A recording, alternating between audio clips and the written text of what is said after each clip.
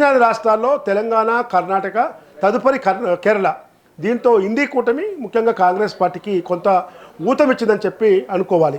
ఇదే వివరాలపై పూర్తి సమాచారం అందించడానికి మా ప్రతినిధి కరుణాకర్ లైవ్లో ఉన్నాడు. కరుణాకర్, చెప్పండి, కేరళ ఎన్నికల్లో కౌంటింగ్ ప్రక్రియ ముగింపుకు వచ్చింది.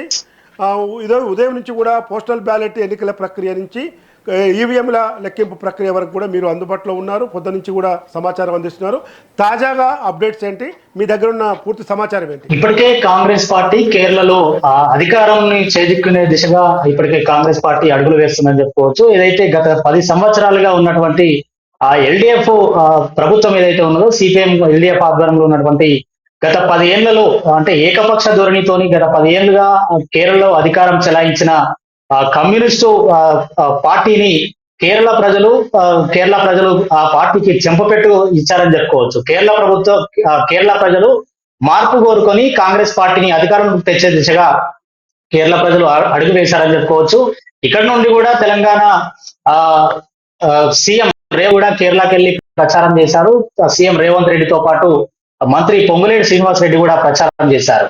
అంటే గత 10 ఏళ్లుగా ఏకపక్ష ధోరణితోని ఎల్డీఎఫ్ ప్రభుత్వం ఏదైతే ప్రజా వ్యతిరేక విధానాలను అవలంబిస్తుందో, దాంతో పాటు ప్రజలు కేరళలో మార్పు కోరుకున్నారు. అంటే ఇక్కడ నుండి సీఎం రేవంత్ రెడ్డి ప్రచారానికి వెళ్ళినప్పుడు కూడా కేరళ సీఎం పినరయి విజయన్ మీద కూడా కొన్ని ఆసక్తికర వ్యాఖ్యలు చేశారు. అంటే కేంద్రంలో ఉన్నటువంటి ప్రధానమంత్రి నరేంద్ర మోడీ, ఇటు పినరయి విజయన్ అంటే ఇద్దరు ఒక సొంత అన్నదమ్ముల్లాగా వ్యవహరిస్తున్నారు. అంటే రాజకీయంగా విమర్శించుకుంటున్నారే తప్ప వాళ్ళు లోపల అంటే అంతర్గతంగా సొంత అన్నదమ్ముల్లాగానే ఉంటున్నారని చెప్పేసి, అంటే పినరయి విజయన్ ఎన్ని వ్యతిరేక విధానాలకు పాల్పడినా కూడా కేంద్రం నుండి ఎట్లాంటి చర్యలు తీసుకోవట్లేదు అని చెప్పేసి ప్రధానమంత్రి పినరయి విజయన్ కు సపోర్ట్ గా చేస్తున్నారని చెప్పేసి సీఎం రేవంత్ రెడ్డి కూడా అంటే ఆ ప్రచారంలో భాగంగా కొన్ని ఘాటు వ్యాఖ్యలు చేశారు.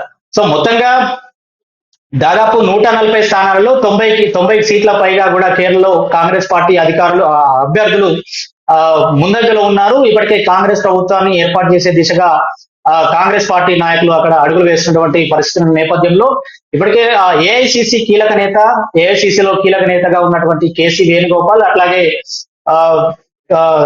రమేష్ చెన్నితల, అట్లాగే సతీష్ అని కూడా, వీళ్ళు ముగ్గురు కూడా సీఎం రేస్ లో ఉన్నారు. అంటే కేరళలో ప్రస్తుతం ఉన్న పరిస్థితుల నేపథ్యంలో కేసీ వేణుగోపాలే సీఎం అంటూ కూడా కేరళ వ్యాప్తంగా కూడా కొన్ని అక్కడక్కడ పోస్టర్లు కూడా అతికించినటువంటి సిచ్యువేషన్లు కూడా ఉన్నాయంటూ కూడా వార్తలు వినిపిస్తున్నాయి. ఏఐసిసి సంబంధించినటువంటి కేసీ వేణుగోపాల్, ఏఐసిసి అధ్యక్షులు మల్లికార్జున ఖర్గే కావచ్చు, ఏఐసిసి పెద్దలు రాహుల్ గాంధీ, సోనియా గాంధీలకు కూడా అత్యంత సన్నిహితుడిగా ఉంటాడు. కాబట్టి తనకే కేరళ సీఎం సీటు వస్తుందనే ఊహాగానాలు కూడా కాంగ్రెస్ పార్టీ అక్కడ ఉన్నటువంటి కార్యకర్తలు కావచ్చు, నాయకులు కావచ్చు, అట్లాంటి ఊహాగానాలు అయితే ప్రస్తుతం వెలువెత్తున్న నేపథ్యంలో ఎవరికి సీఎం సీటు వరిస్తుంది అనే దానిపై అయితే కొంత ఉత్కంఠ నెలకొన్నదని చెప్పుకోవచ్చు. పినరయి విజయన్ మీద ఘాటైన వ్యాఖ్యలు చేశాడు, విమర్శలు చేశాడు.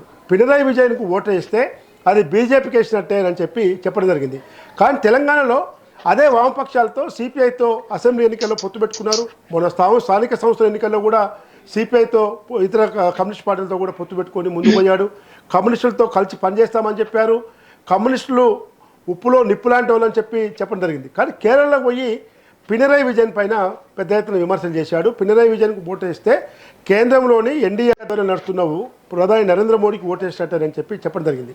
ఆయనతో పాటు తెలంగాణ మంత్రులు కూడా పొంగులేటి శ్రీనివాస్ రెడ్డి తిరగడం జరిగింది ప్రచారంలో.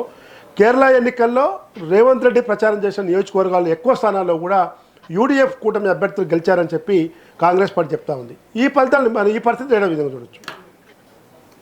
అంటే రేవంత్ రెడ్డి ఎప్పుడైతే కేరళకు వెళ్లి ప్రచారం చేశాడో, ఆ ప్రచారంలో భాగంగా కేరళ సీఎం పినరయి అతని మీద చేసినటువంటి వ్యాఖ్యలు ఏదైతే ఉన్నదో, ఇది నిజంగా కేరళ ప్రజలకు అంటే తెలంగాణ సీఎం వచ్చి స్వయంగా ఇక్కడ ప్రచారం చేపడుతున్నటువంటి నేపథ్యంలో పినరయి విజయన్ మీద చేసేటువంటి వ్యాఖ్యలు నిజమేనా అన్నట్టు కూడా కొంత కేరళ ప్రజలలో కొంత అవగాహనకు వచ్చారని కూడా వార్తలు వినిపిస్తున్నాయి. ఏదైతే ప్రధానమంత్రితోని అత్యంత సన్నిహితంగా ఉంటూ రాజకీయంగా మాత్రమే విమర్శించుకుంటూ ఉంటున్నటువంటి పినరయి విజయన్, అంటే ఆ శబరిమలలో జరిగినటువంటి ఏదైతే బంగారం సంబంధించినటువంటి స్కామ్ జరిగిందో, ఈ స్కామ్ లో వెనకాల ఖచ్చితంగా కేరళ సీఎం పినరయి విజయన్ ఉన్నారు. ఈ పినరయి విజయన్ వెనకేసుకొస్తున్నాడు ప్రధానమంత్రి నరేంద్ర మోడీ అని చెప్పేసి కూడా మన తెలంగాణ సీఎం రేవంత్ రెడ్డి కూడా అక్కడ వెళ్ళి అనేక రకాల ఘాటు విమర్శలు చేశారు. అంటే రేవంత్ రెడ్డి చెప్పింది నిజమేనా అన్నట్టుగా కూడా కేరళ ప్రజలు భావించారని కూడా కొంత వార్తలు వినిపిస్తున్న నేపథ్యంలో అటు రేవంత్ రెడ్డితో పాటు కేంద్ర మంత్రి మన మంత్రి పొంగులేటి శ్రీనివాస్ రెడ్డి కూడా అక్కడ వెళ్లి ప్రచారం చేశారు.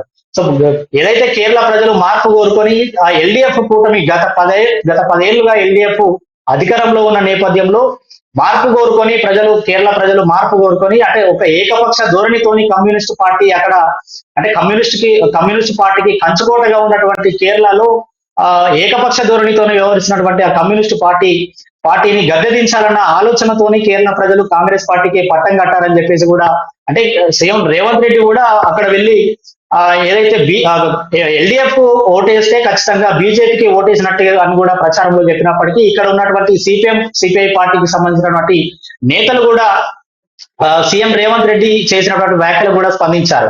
అంటే ఇక్కడ మాతో పాటు పొత్తు పెట్టుకొని అక్కడ సీఎం మా పార్టీకి సంబంధించిన నాయకులనే మీరు విమర్శిస్తారా అన్నట్టుగా కూడా ఇక్కడ రిపీట్ అయ్యారు. అంటే ప్రధానంగా దేశవ్యాప్తంగా కాంగ్రెస్ పార్టీ పెద్దలు కేరళ మీద ఈసారి మాత్రం ఒక టార్గెట్ గా పెట్టుకున్నారు. కేరళలో ఖచ్చితంగా అధికారాన్ని చేజిక్కించుకోవాలని కాంగ్రెస్ పార్టీ పెద్దలు టార్గెట్ పెట్టుకోవడంతో సీఎం రేవంత్ రెడ్డి అక్కడ ఈ వ్యాఖ్యలు చేశారని కూడా చెప్పుకోవచ్చు.